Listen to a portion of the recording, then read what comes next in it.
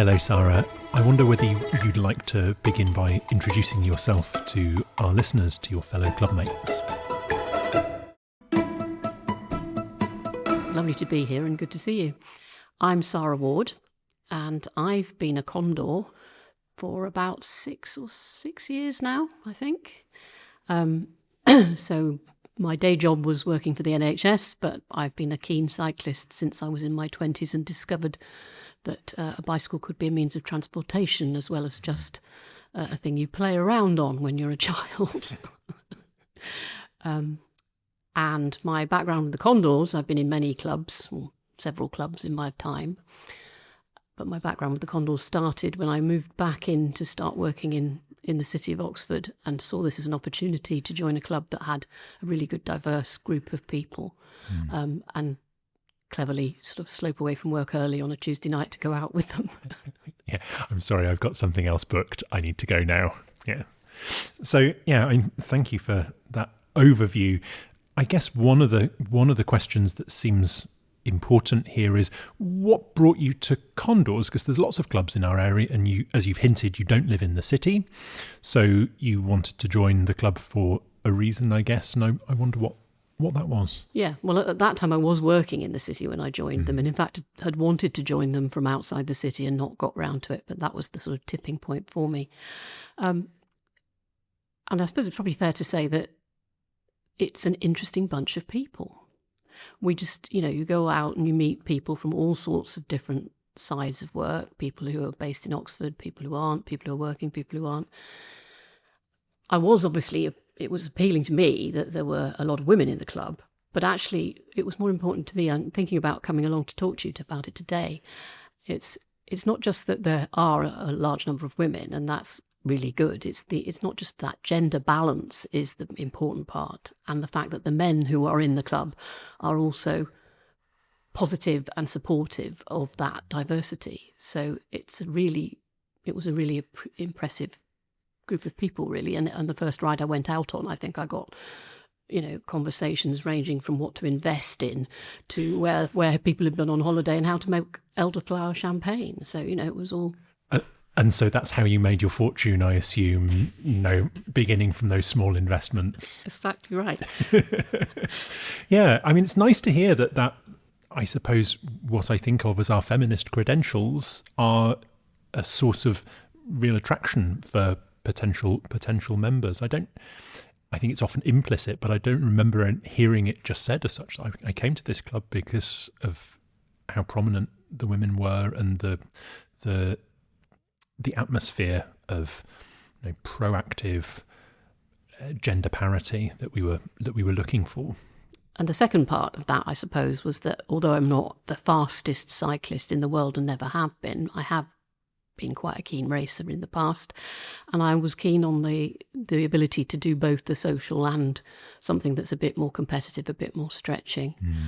And I was moving on from a previous club where they were charming people, but it was a bit samey. They didn't really have much variety in what they did, and I'd done it. So I was ready to do something new. So was that the sort of bread and butter club run, like where you'd go around the same sorts of loops, stop at the same cafes? Okay. Yeah, and it was the potential to compete again, or just to do... and to ride in a group properly. Because they ride in a double pace line, and that was kind of where I was wanting to go. It's better, it's more fun, it's more social, and it's safer. Yes. I mean, that background that you've alluded to seems important information for us to backfill, right? That you said that you started cycling, or got into cycling in your 20s when it changed for you from being a childhood activity to a form of transport. I wonder whether you could tell me a little bit more about how that happened. What was going on in your 20s that the bike suddenly reappeared on the scene? Well, it might have had something to do with my other half. Shall we name him? Yes, we can name him. He's Phil Ward, and he is also a scientist. And in fact, we met because he came to work in my lab when I was a PhD student. But he was a very keen cyclist and keen time trialist. So, as I often say, I got quicker by having to chase him around. That makes it sound like it was a part of the courtship as well. Oh, no, it definitely was. The bike was part of the fun, and really nice. it was great. Early days, I hadn't really done very much road riding at all. I could ride a bike, but I wasn't a confident road cyclist. So having someone who was to work with and follow or be followed by, and who was giving calls as to when to change gears, that sort of thing, was just brilliant. Yeah, so he really guided you in, almost like the first good club mate. Yes, exactly right. And then some of his friends, came on rides with us, and it all became quite natural thing to do, and we're still doing it. That's lovely. You've also mentioned that you've been in a lot of clubs over the years.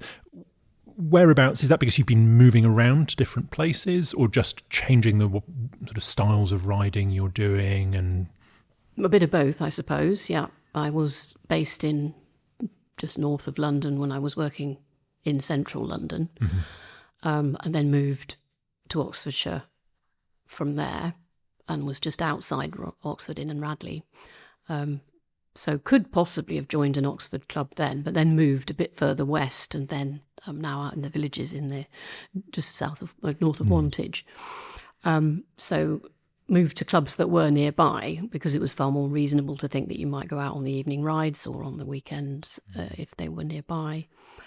But also doing different sorts of cycling, and that's another thing I definitely would want to get into our conversation this evening, is how exciting it is to do something different, and the Condors are very keen on trying new things, and in fact perhaps even over enthusiastic with their ideas. Podcasts are a new thing anyway, aren't they? I was going to say, I think I can plead guilty there. I love a new thing. So aforesaid partner Phil and I rode tandem and raced that in time trials as well. So that meant that we joined the Tandem Club, which was a national group. And then obviously riding in with other clubs doing social rides. And then with a previous club, I got exposed to track cycling and had two series of sessions, seasons on the track, having gone there with another club mate from the other club to try it out, and thinking we would Calshot tracks. So anyone who knows Calshot, it's really quite steep. It's only a very short track, and so it's like a wall of wood. I was going to say that the vibes are wall of death, aren't they? So I got there and I thought, I don't see myself ever being able to ride around this. So myself and this club mate had a go. We were obviously terrified. I hadn't ridden a fixed wheel before. It was all quite exciting. And you have to have a coach.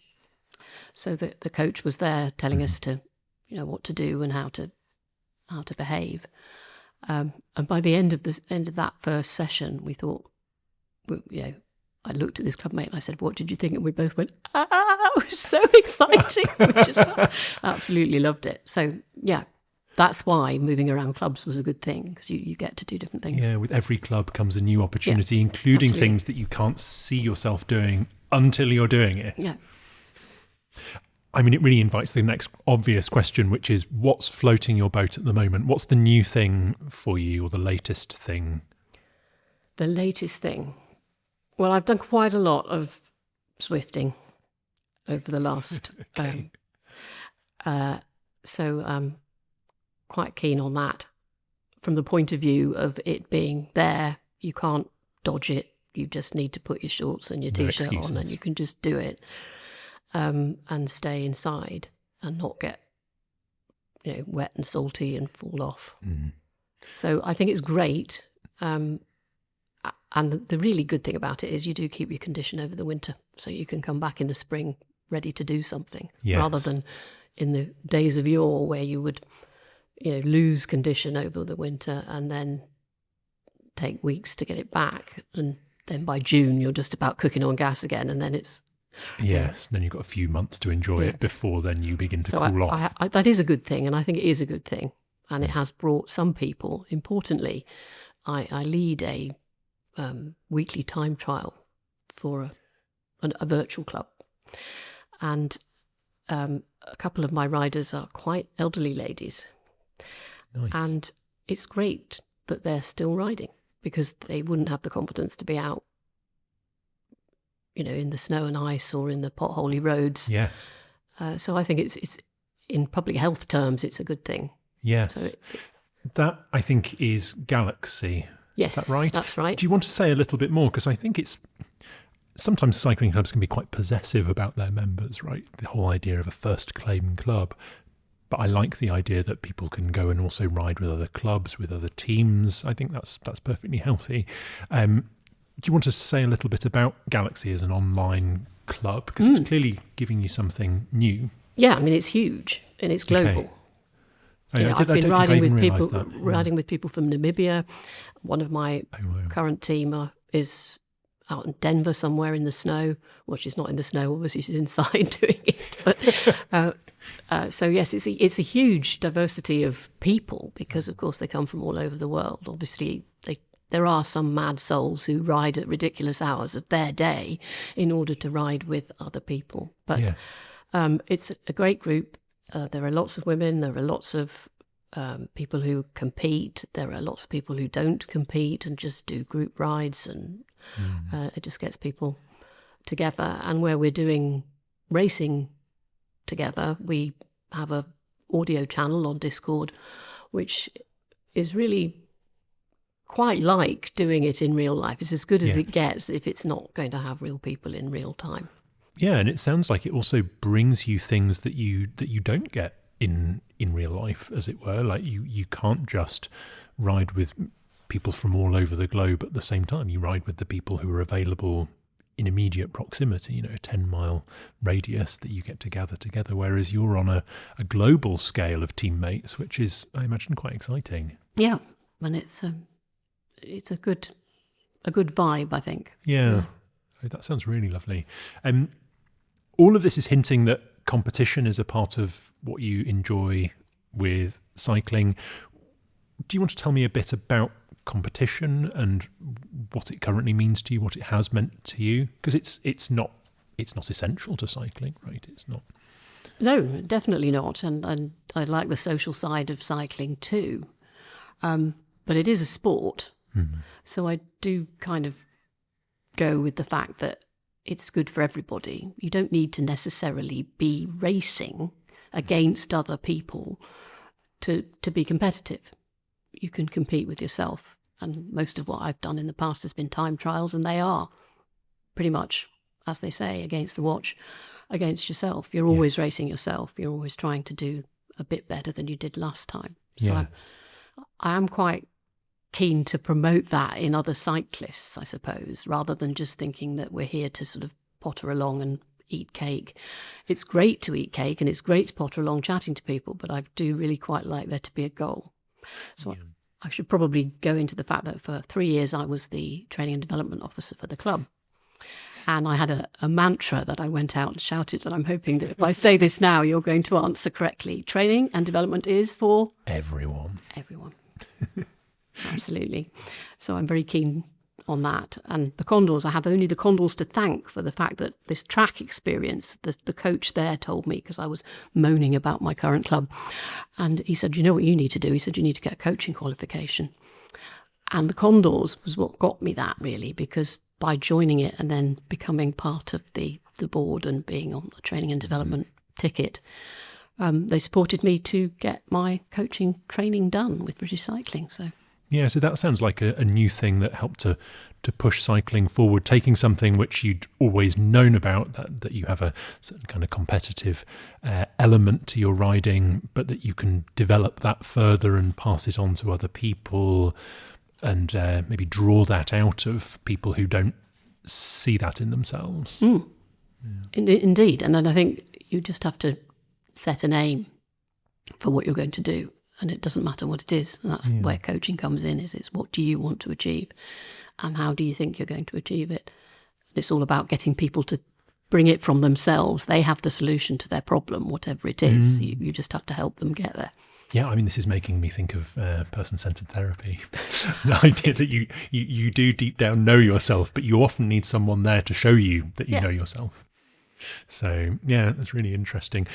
Tell me, what do you get from the coaching element? What sorts of satisfactions, pleasures do you get from? Oh, it's great to see somebody click with something that they couldn't do. I mean, I could give loads of examples. We'd be here all night, but of people who turn up saying, I can't do this. And I say, well, have you tried to do it? And they're like, well, no, because I can't do it. And it's like, well, then let's just do this. And sometimes you do get a moment in coaching where people take it on board and they suddenly realise, for example, that you need to put your weight on the outside leg going around a corner. They never thought of it. Yeah. And then as soon as they do it, it's so much easier, isn't it? Yes. Yeah, and it's a powerful experience in both directions there, isn't it? The moment of understanding when you're doing this thing that you hadn't done before, and the moment where you tell somebody, try this, and you see the change in them because of what you've said to them. Yes, and it's better than teaching in that sense, because it's actually coming from them. I'm not in any way dissing teachers, but it was going to be exactly my next question, right? This is clearly linked to your professional life and your teaching, but it's not quite the same. Do you think coaching is now filling some of the niche that teaching once did? Yeah, I think, and researching. I mean, most of what I did in my academic life was ask questions. So it does relate to, that's what you do in coaching, is ask a lot of questions. Yes, it's funny. That's something that I think people probably misunderstand about academic work, that they think these are people who know lots, and you think actually their best qualification is that they ask the best questions. They have to be answerable, and they have to be evidence-based. Evidence-based. They have to be kind of legible to other people, and all of those things make a good academic, and maybe make a good coach as well. So. Well, hopefully. In terms of the relation with the physical object, the bike, are you a person who is into bikes, or is the bike a means to an end? Oh, a bit of both, really. Because probably one of my, your most useful bike is not necessarily going to be your favourite bike, the bike you use most to cruise around and do your commuting and that sort of thing. I feel like you're thinking of a specific bike for yourself. My bikes have names. Okay. They're all members of my family. It's just perfectly normal behaviour. Like pets. So maybe I should say, who are we thinking about here? So I have, and I've never really, I've far too many bikes. Probably is part of the problem, but they all mean something. Yeah, to me personally. So I feel like I have a relationship with them. Is that mostly connected with where you got them from, or is that to do with what you've done with them, or? Yes, I mean, so for example, my steel road bike was built by a chap called Dave, and in a village just outside Slough. And I got it to go touring because I needed a proper road bike that I could adapt so that I could train on it and tour on it, because I didn't have the resources to have two bikes for those two different purposes. And as a result, I've kept that bike, and it's must be 30-year-old now, and I would never sell it. Do you still use it? I still do use it, yes. In the summer it gets out. It doesn't get out in the poor weather or anything like that now, and I wouldn't tour on it because I've got things that would be more sensible to tour on. But so it's almost like a souvenir. Well, like something that you would but pick I have up done and look at an now, awful number of miles on it. But yes, but the meaning of it now is not what it was when you first got it. It's not for the same thing. It was just for purpose. I kept it all that time. So I'm quite keen on bikes, but I'm not. No, I'm not I'll clean a bike because it needs to be cleaned. I don't find that part of faffing with them exciting. No, I mean, we are squarely now in bike washing season, aren't we? Like you ride once, you wash once, you ride once, you wash once, and that's or you it. Zwift. Or you Zwift. Yeah. So those days of summer where you get to ride and then you just put your bike away, that feels like quite a long way away at this point in indeed. February. So, yeah. With Zwifting, what bike are you using on that? Oh, well, this is another Condors thing. I joined in some racing three years ago now, and discovered that I didn't have the setup really to do the racing, because I was using what we call a dumb trainer, which had, the back wheel on it. Yeah. And it was giving me amazing watts, apparently, but they were obviously completely meaningless. SD Works were on the phone. Someone talked to this woman. So actually, I've been signed up. No, so that was, I needed to upgrade, and I got quite excited by the prospect of racing with the Condors on Zwift. So I had to upgrade my trainer, and then didn't really want to put any of my bikes on it as such. So my trusted supporting partner found a frame, put it together in like 48 hours, and I was able to race. So. Oh wow! So in some ways, you've got a custom Zwift bike. Well, indeed, but I haven't bought one of theirs. But yeah, no, it's just interesting. A trainer with a... Yeah, have you ever ridden it outside, or is it? But not? No, the frame, it doesn't have any brakes. I mean, it has. Okay, it has brake hoods. So okay, it's got just gears, to cling on but to. it doesn't have any brakes. Oh, isn't that interesting? And it doesn't have a back wheel. Wow. So yeah, it's a different order of bicycle to the other ones that you've been collecting. And it's done quite a lot, and I count its miles as well on Strava. So I think I've done about 12,000 kilometres on it now. That's a lot. I mean, I don't know how many hours that is. Well, it depends how fast you go, but yeah. So you've mentioned a few times that you've been touring at various points in your life. Is travelling with the bike the norm, or would you prefer to go on holiday and leave the bike behind? Seldom leave the bike behind.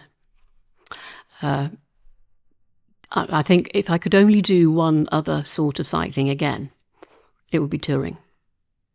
Because that's where your heart lies. It just is the perfect experience. You go at just the right speed to see things.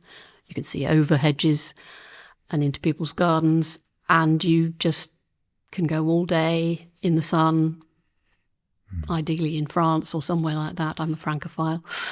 And it's glorious, really glorious.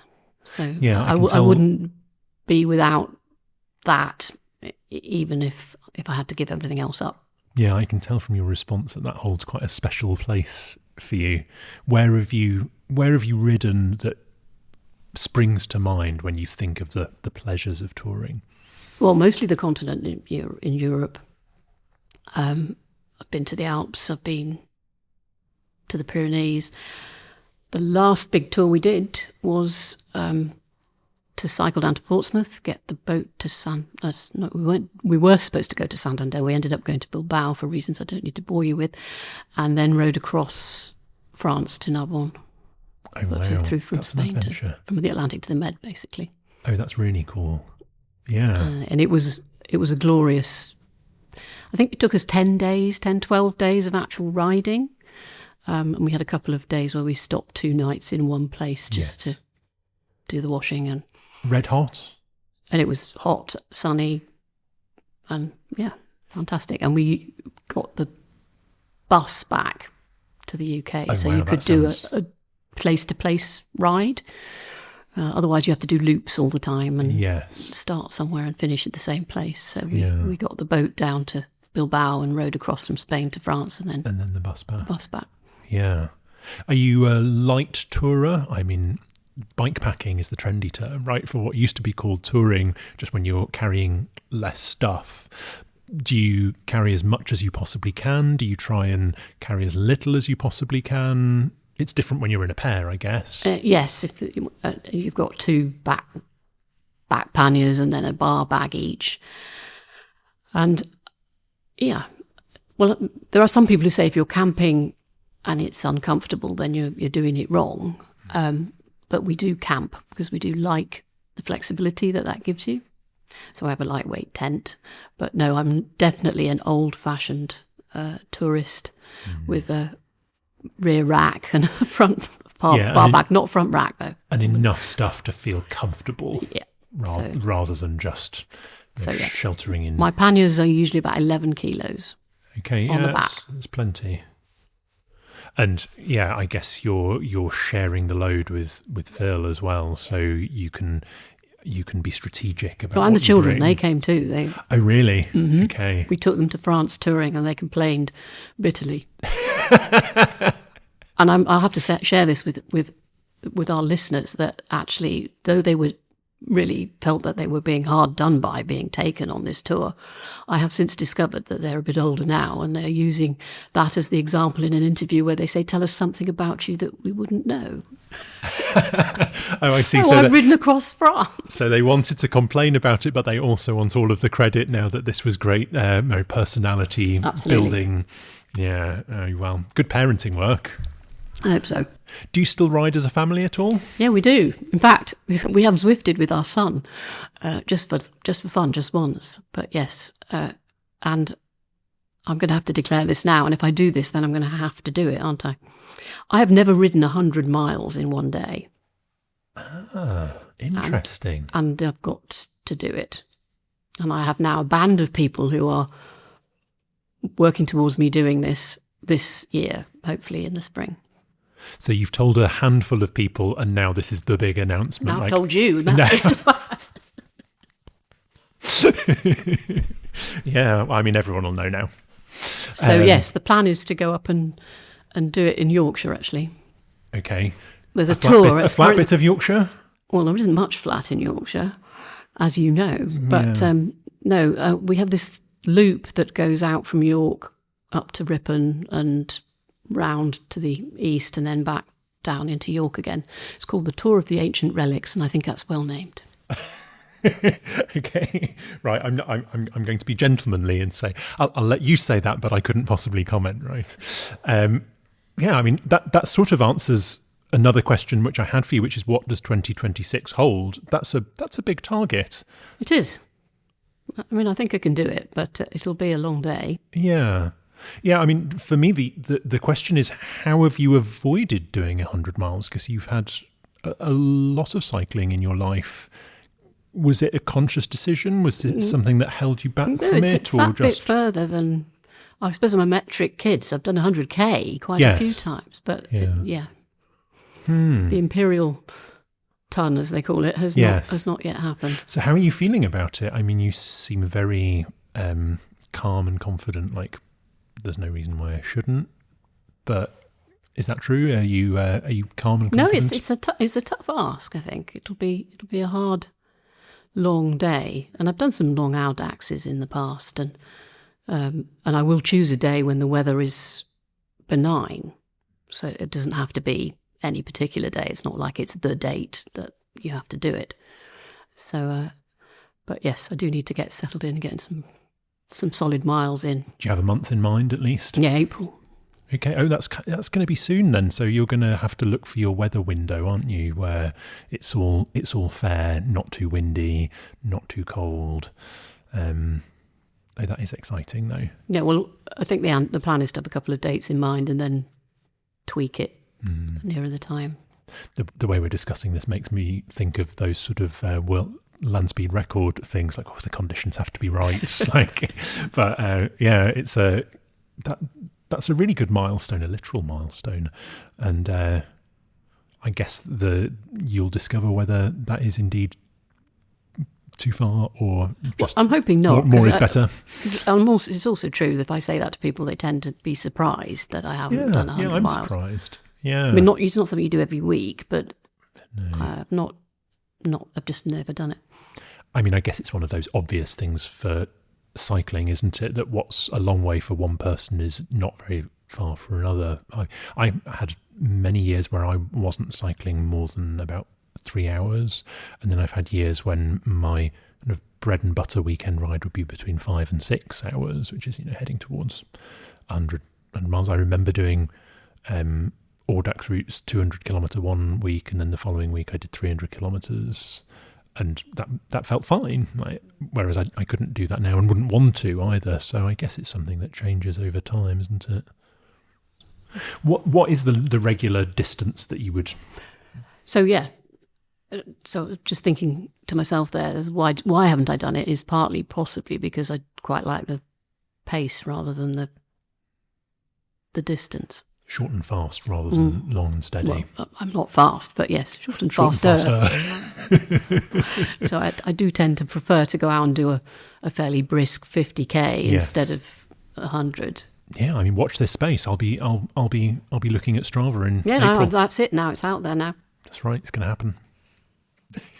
Well, it's just going to try, because you speaking about how long you're on the bike for, I think that's a really good metric that people should think about. It's how long do you want to sit on the thing? It doesn't really matter what kind of pace you're planning to do. I mean, you might be you'll go faster downhills than up, like most people do, but how quickly do you want to actually, on how long do you actually sit on the bike? And I think we have this conversation quite a lot at home, is that we're quite agreed that normally after you've done 5 hours of riding, you've had enough, really. Yeah, I think so. You can do 5 hours at as brisk a pace as you can manage, or you can do it at touring pace. So that's the challenge for me of the 100 miles. I'm not going to get that done in 5 hours. So I'm going to have to be able to ride the bike for 8-9 hours, and that's.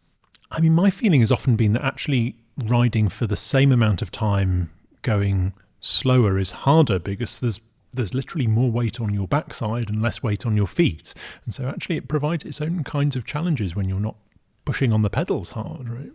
Definitely, and that's of course one of the things that happens when you go out on a club ride. If it's a lot slower than you're used to, you find it a lot harder than you thought. Yeah, you're more on just a level of discomfort that you've not anticipated. Right, I'm going to ask you one last question. Okay, and I'll be quick. No, it's fine.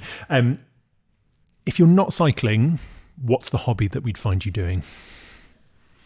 I'm a fanatical knitter. I've been doing a lot more of that recently. And that's a better winter hobby. Yeah, it's a pretty good compatible hobby. So, yes, so I do quite a lot of crafting. And I can crochet, but it's not my favourite thing. What is it about knitting that holds your attention? Well, it's creative, it's useful. You can do so. I do quite like to do things that matter and that make a difference. So you can mostly wear the things that I produce. And it's very therapeutic. It's very rhythmic. It's very repetitive. So once you're into you've got that pattern in your head, it's calming. You sort of get in the groove with it. It's a sort of mindfulness that you can do with knitting. Yeah. And once you can do it and you know what you're doing, you can watch the telly at the same time or listen to music, and it's not an audiobook or a podcast. Yeah, that sounds really lovely. So, yeah, meditative and absorbing. Yeah. Well, with that, I think we'll draw our conversation to an end. But thank you so much for agreeing to come in and have a chat. And I'm sure all of your fellow clubmates will find this as enjoyable as I did talking to you. So thank you. Thank you too.